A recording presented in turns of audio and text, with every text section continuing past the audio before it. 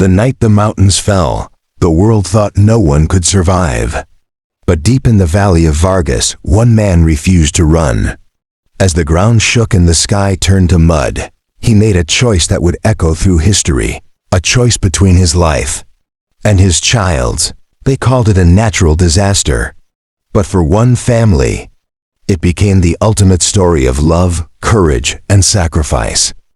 The night sky over Vargas, Venezuela, was a haunting shade of gray, heavy with rain, as if the heavens themselves were preparing to weep.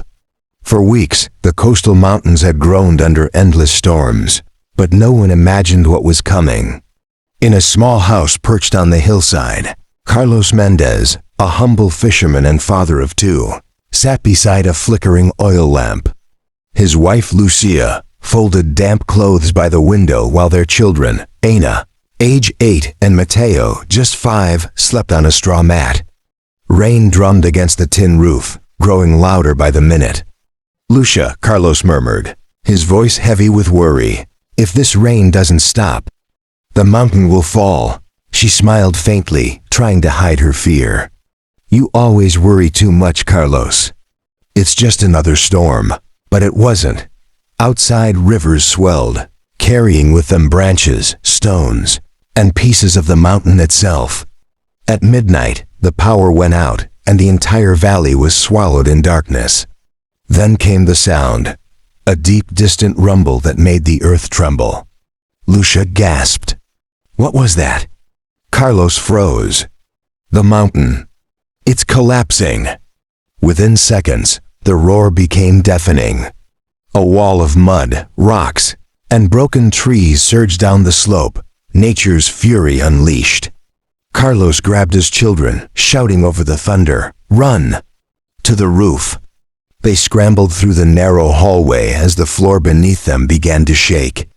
The back wall gave way, and cold, muddy water burst inside, swallowing their small kitchen in an instant. Lucia screamed for Ana. Carlos turned and saw his daughter's small hand vanish under the wave of mud. He dove without thinking, clawing through the sludge, his lungs burning until he found her arm. Pulling with every ounce of strength, he lifted her free and carried her toward the roof. The world outside was chaos, houses crumbling, trees uprooted, neighbors shouting names into the storm. The air reeked of earth and salt, of death and desperation. And through it all, Carlos held his daughter close, whispering, "I've got you, mi vida. I won't let go." As the first light of dawn broke through the storm clouds, the valley of Vargas was no longer a town. It was a graveyard of mud and silence. But Carlos and his family were still alive. For now. The rain finally slowed, but the silence it left behind was far more terrifying. The once lively valley of Vargas now lay buried beneath rivers of mud. The ocean, only a few miles away, churned with debris, pieces of homes, roofs, and memories floating aimlessly. Carlos stood on what used to be his roof, clutching Ana in one arm and shielding little Mateo with the other. His eyes scanned the destruction. The house was half gone. The kitchen vanished. The road gone. Only water and mud stretching as far as he could see. Lucia coughed beside him, her dress torn and face streaked with dirt. "Carlos, where's the church?" It was right there. He turned his head. The church steeple, once the tallest thing in the village, had been swallowed whole by the landslide. The wind moaned through the valley like a ghost. Somewhere below, faint cries for help echoed, then faded. Carlos shouted, "Hola! Hey, Alguien! Is anyone there?" Only the sound of dripping rain answered him. Hours passed. The sun rose weakly behind gray clouds, turning the mud into a steaming wasteland. The children trembled from cold and hunger. Carlos ripped a piece of his soaked shirt to dry Ana's face. "We have to move," he whispered. "If we stay here, the next wave will take us too." Lucia hesitated, tears filling her eyes. "To where?" "There's nothing left." He looked toward the mountain path, the only thing that still seemed intact. "Up there." We'll find someone." Carrying Mateo on his back, Carlos helped Lucia down from the roof. Every step sank into thick mud, the ground sucking at their feet. Around them lay the remains of neighbors, fragments of furniture, a child's shoe, a doll covered in sludge. Ana's small voice trembled. "Papa, are they sleeping?" Carlos didn't answer. He couldn't.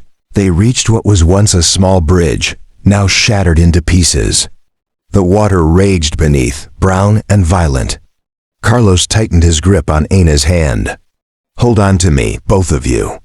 Don't let go." They waded through waist-deep mud, fighting to stay upright. Each step was a battle.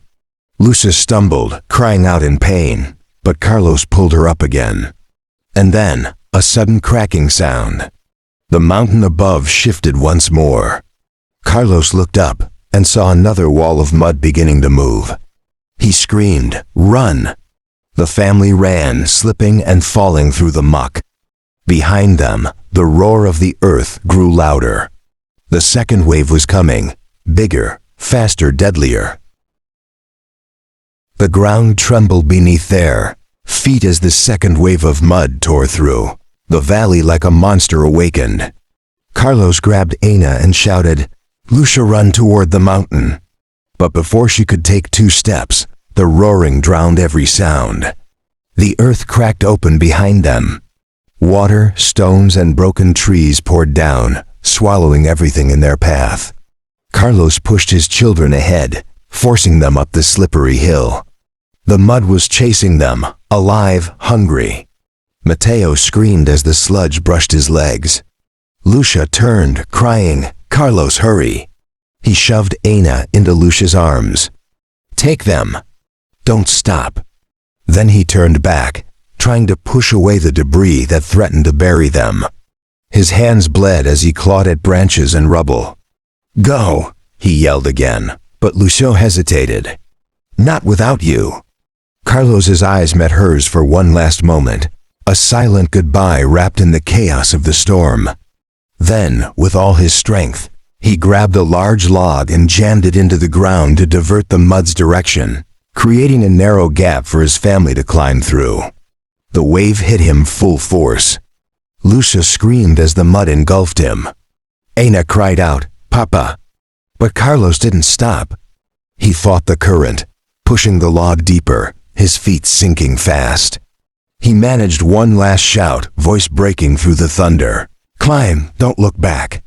The mud swallowed him whole. Lucia stumbled upward with the children, tears streaming down her face, her heart breaking with every step. They reached higher ground just as the waves smashed into the valley below. The air filled with the sound of destruction, houses collapsing, metal twisting, the earth groaning. Minutes later, there was only silence again. Lucia held her children close, whispering, "He saved us." The rain slowed to a drizzle. The valley below had vanished, replaced by an ocean of brown earth. Days later, rescuers found Lucia and her children alive on the mountain path. When asked how they survived, she could only whisper, "Because he stayed behind." Carlos's body was never found. But locals say that in the nights that followed, when the rain returned, people heard a man's voice echoing from the valley, warning them to run. Some say it was the wind. Others believe it was the spirit of a father who refused to let his family die. When dawn finally broke, the storm had calmed. But the world below was gone. From the mountainside, Lucia and her children looked down, and there was nothing left of Vargas. Where streets once wound through houses and gardens, now stretched a vast desert of mud and broken memories. Lucia's eyes searched the ruins, as if by some miracle Carlos might appear, waving from below. But all she saw was silence. She whispered to her children, "Don't look anymore." They walked for hours, barefoot, exhausted, until a rescue helicopter spotted them. When the rescuers asked what happened, Lucia could barely speak. She only held Ana and Mateo tighter and said, "He saved us." They were flown to a temporary camp, where hundreds of other survivors sat in shock, staring into nothing. Some called out names. Some wept quietly. Others simply waited for answers that would never come. That night, as Lucia wrapped her children in a blanket, she heard a faint rumble from the valley, not thunder, but the distant sound of shifting mud. For a moment, she thought she heard Carlos's voice again. "Keep going," it seemed to whisper. In the following days, rescue teams searched tirelessly. They found broken roofs, twisted cars, and pieces of lives that could never be rebuilt. But Carlos's body was never recovered. Still, among the rescuers, stories spread. One worker said he saw footprints in the mud that led uphill, large ones, beside two smaller ones, and then suddenly, they stopped. Another swore he saw a shape standing in the rain, just before dawn, near the broken valley. When he called out, it vanished into mist. Lucia never spoke of those stories, but every evening, she would light a candle on the windowsill, whispering a prayer for the one who didn't return but never truly left. In time, the tragedy of Vargas became a story told around the world of destruction, loss, and unthinkable survival.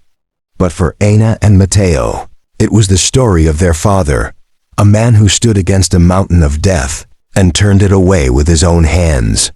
Years later, when the children were grown, they returned to the site. The valley had greened again, nature slowly reclaiming what was lost. They planted a tree where they believed he fell, strong, rooted deep in the earth. And when the wind passed through its branches, it made a soft whistling sound, almost like a man's voice saying, "You're safe now." Years passed, but the memory of that night never left the Vargas Valley. The survivors rebuilt what they could, a few houses, a few roads, and the courage to keep living. But in every village, someone remembered a man who had turned back toward the mountain, while others ran for their lives. Lucia and her children started a new life in Caracas. Ana grew quiet and thoughtful, while Mateo loved drawing. He often sketched the hills, the river, and a tall man standing beneath the rain. When Lucia asked who it was, he would smile softly and say, "Papa," waiting for the storm to end. Years later, Ana became a rescue worker, the same kind of hero who once saved her. On her first mission after a flood, she carried her father's old medallion around her neck, the only thing recovered from the mud that day. When someone asked why she wore it, she replied, "Because courage doesn't die, it just changes hands." Each year, on December 15th, the anniversary of the Vargas tragedy, Lucia returned to the valley. There, on the hillside where her family survived, she lit 3 candles, one for the past, one for the lost, and one for the man who gave them everything. The valley had changed. The mud had hardened into new ground, and grass had grown again. But beneath that earth rested the stories of thousands, fathers, mothers, children, all woven together by one terrible night of rain. Reporters came to tell the story again and again. They spoke of science, of failure, of climate and fate. But for Lucia, it was never about statistics. It was about a promise whispered in the dark, a father saying, "Go, I'll catch up." In 2019, 20 years after the mudslide, a small memorial was built near the old riverbed. Names carved into stone. Lucia placed a single flower beside one name, Carlos Vargas. That evening, as the wind picked up and the sky turned red over the valley, Ana looked toward the mountains and felt a stillness inside her. She whispered, "We made it, Papa." A soft breeze rustled the trees, and for a fleeting moment, the sound was almost like an answer. Years passed, but the memory of that night never left the Vargas Valley. The survivors rebuilt what they could, a few houses, a few roads, and the courage to keep living. But in every village, someone remembered a man who had turned back toward the mountain. While others ran for their lives, Lucia and her children started a new life in Caracas. Ana grew quiet and thoughtful. While Mateo loved drawing, he often sketched the hills, the river, and a tall man standing beneath the rain. When Lucia asked who it was, he would smile softly and say, "Papa," waiting for the storm to end. Years later, Aina became a rescue worker, the same kind of hero who once saved her. On her first mission after a flood, she carried her father's old medallion around her neck, the only thing recovered from the mud that day. When someone asked why she wore it, she replied, "Because courage doesn't die, it just changes hands."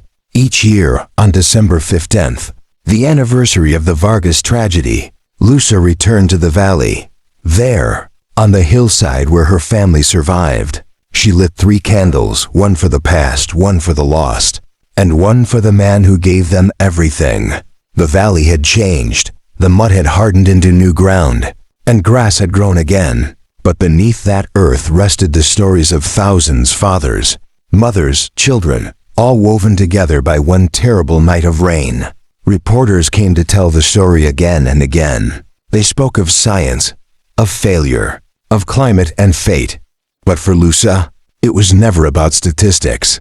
It was about a promise whispered in the dark, a father saying, "Go, I'll catch up." In 2019, 20 years after the mudslide, a small memorial was built near the old riverbed, names carved into stone. Lusa placed a single flower beside one name, Carlos Vargas. That evening, as the wind picked up and the sky turned red over the valley, Aina looked toward the mountains and felt a stillness inside her. She whispered, "We made it, Papa." A soft breeze rustled the trees, and for a fleeting moment, the sound was almost like an answer. Thanks you for watch. Every old story holds a lesson worth remembering. If you enjoyed this one, subscribe for watch and listen more old times, real stories, and don't forget,